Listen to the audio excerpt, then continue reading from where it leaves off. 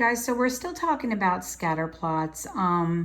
You'll note right now you have no labeling on this, so we're not going to be able to draw any conclusions or create any ideas from this. This is basically just us focusing on whether or not we have a positive trend, a negative trend, or no trend. But I want to talk to you about like a strong trend. You'll see what's called a moderate, and then you'll see no trend, and then you'll see what's called perfect. So I just want to talk to you about what's called the correlation coefficient. So when you have a correlation coefficient, and you won't really see this too much until next year, but they mention it in delta, and I think it's kind of interesting to look at. So I'm going to kind of pull this in. So the way it works is like this.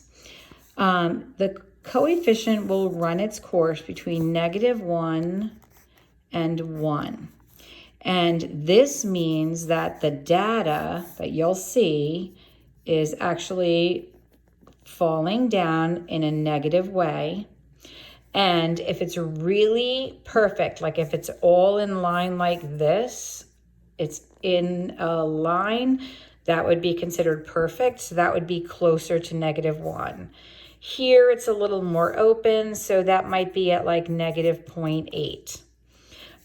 You might see something like this where it's a little wider, but you can definitely see that it's falling, and that might be closer to like -0.5. And then on the other end, the only difference is that it's trending positively. So if you kind of have like a general positive going, that's not perfect. That's not every single point aligned in one line. Perfect means every single point is aligned in one line. And if that were the case like this, then it would have a correlation coefficient of 1. So this one here would have what they call an R of 1. This one here would have been an R of -1. Now, the negative is just about how the data is falling. So really the absolute value of 1 makes it a perfect line. You'll note that when the dots are closer together and the trend is there, this might have been, that should have been negative back there, sorry. This one looks like it might be like an R equal to 0.8. And when you get into algebra next year, you're really going to get to use the technology that will help make this really nice and clear for you. But if you have a bunch of points and they're like wider like this, but they're still trending in a positive way, that might have an R of like 0.53 or so. So the closer you are to 0, that is the worst, or what we call no trend. All right. And like if you're at 0.5 or 0.8, I know this is written over here a little bit. The stronger you get, the closer the points are, the closer you're getting to +1. And the closer they get, if they're falling, you get closer to -1.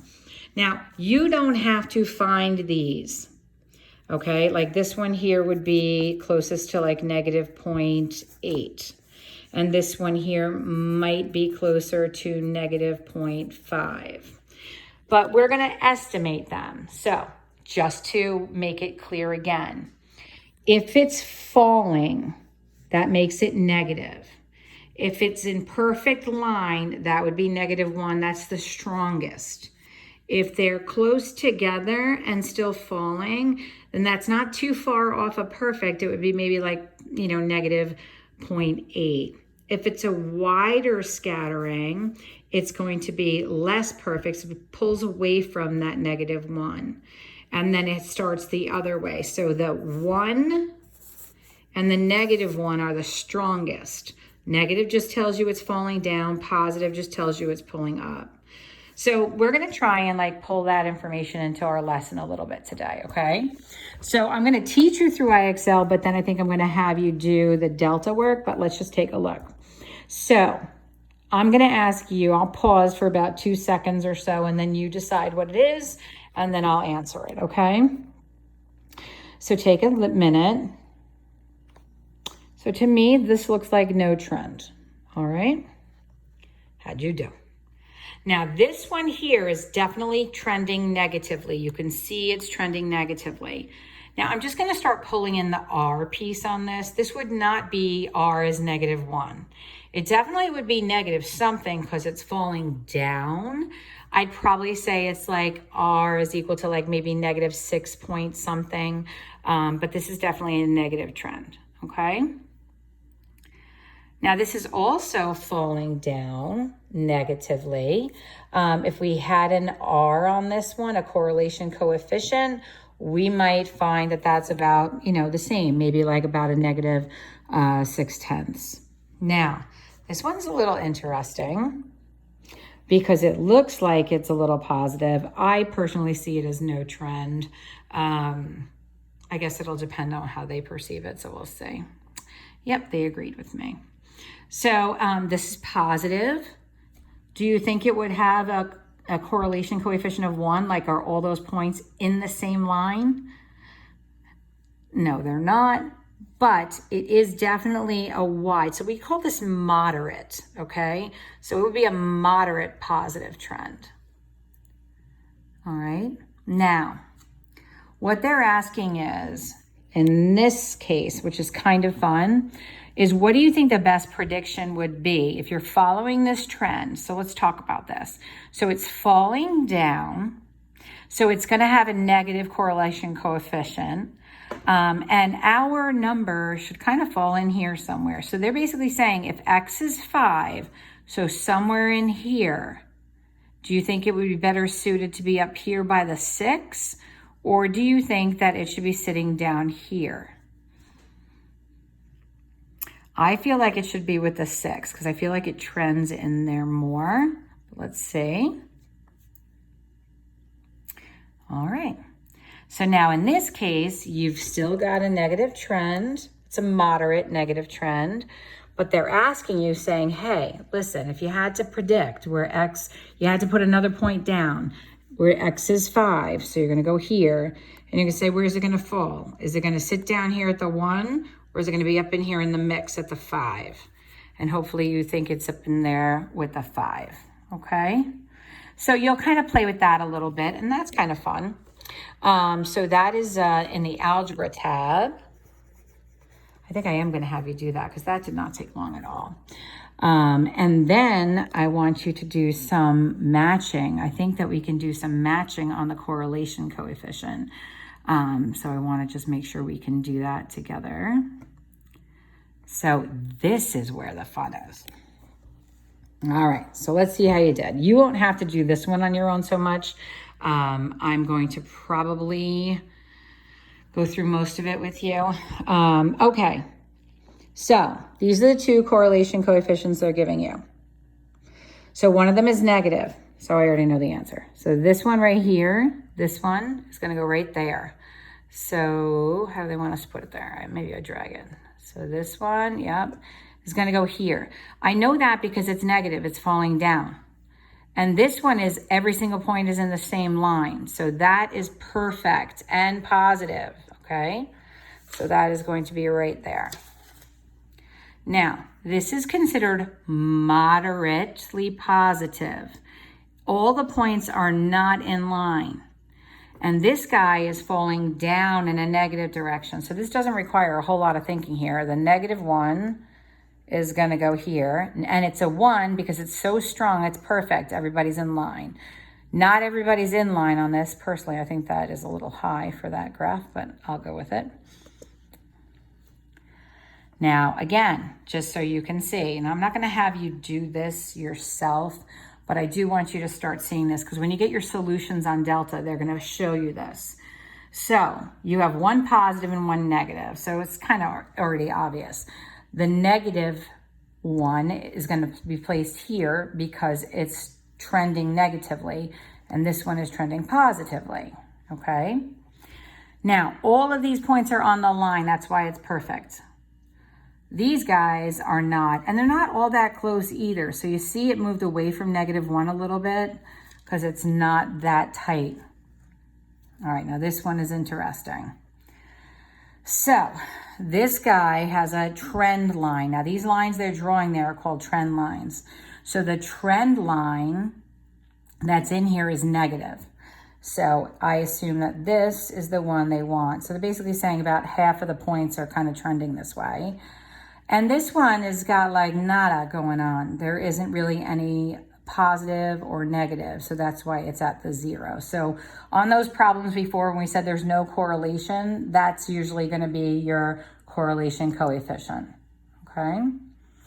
Then look, now they start to give you some here.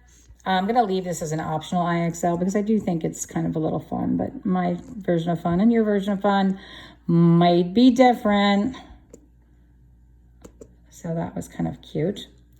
All right, so this one is negative and all the points are on there perfectly. So, and there's only one negative correlation coefficient here. So this one has to go here. And this one is gonna go here. And this one's positive because your trend line is positive. Okay. All right, so falling negative and all the points are on that line right there. Positive, and they're not all on the line. So you see it's pulled away from positive 1 a little bit. It's not that great of a fit. All right, now here, this is considered strongly correlated. And this is less, this is more moderately correlated. So this one is stronger, it's closer to 1. This one is, the points are not that close to the line, so it's going to be farther from the 1. All right. Now, you decide. Okay. So hopefully you figured the one that is closer to 1, which is the positive one, would go here. And the one that's 0.3 is pretty close to not having much in the way of correlation at all. Okay. And these are both negative here, so take a look. I don't know if you can see. We've got negative 0.4 tenths, or sorry, I should just say negative 0.4 or negative 0.9. So what do we have? Which one's closer? Hopefully you're saying this. Look how tight those are. All these points are pretty close to that trend line. That's closest to negative 1 is going to be the most perfect fit, and this one is not so on the line. Okay, so if you want to continue to work on this, you can, but right now I'm just going to bounce on over to Delta Math for a minute, and I'm going to work with you a little bit on this. Okay, so when we look at this, what we're going to see is you're going to be given a problem like this. Okay, and they're saying determine the type of correlation represented in the scatter plot below. If it's sloping down, it will be a negative correlation. If it's not completely random, it's a weak correlation. This one looks like it's kind of a weak negative correlation, right? It definitely is coming down. If these points were the only ones that were there, like if just the ones I'm showing you, that would be stronger, the ones between my 2 fingers. So what we're gonna do is take a peek at another one. Are they just giving me the answers on these? Okay, so take a look here. It's negative. All of the points are in one line. So do you see how the R is negative 1? So that's kind of nice. So let's take a look. So now we're going to decide, right? So what will happen is you will press here and you'll get all of these choices. So none of the top 3 are going to apply here because this is actually trending down. So now you just have to choose between, is it weak, strong, or perfect? And in this case, it's perfect. So you're going to go to perfect negative. When you submit your answer, okay, you are going to see them tell you what it is, and then you're going to note the R. Just pay attention to that, okay? Because that means that all of the points are strongly correlated. So I'll look at a new problem with you here. So now this one is definitely trending negatively. So I wouldn't consider any of these positive ones. And there is some kind of correlation here. The big question is going to be, is it weak or is it strong? It's clearly not perfect. Perfect means every single point is on the same exact line, okay? And that's not happening here. I don't know what is happening here though. I can't seem to get my, there. So when you're looking at this, it's gotta be strong. So, and negative is just about the direction. So you're gonna go with a strong negative, okay? And so that's the kind of practice you're gonna do here. I hope that you have a nice time with it. And then what we'll start to do is interpret it, and then we're going to actually find the line of best fit. So you notice in the other, I'm sorry, please excuse my dog. Boo, boo, shh. So what you'll notice in the IXLs that we had before, there was a line that was running through the data, and that line was drawn there for you. You will actually be creating that line. So you're going to practice actually drawing a line, and then you're going to actually find the y equals mx plus b part, and you're going to name it. And then we're going to start to use it for predictions. Okay, so you'll be doing that kind of work soon. All right. I hope you enjoy this. It's not too taxing. I will talk to you again on the next math day.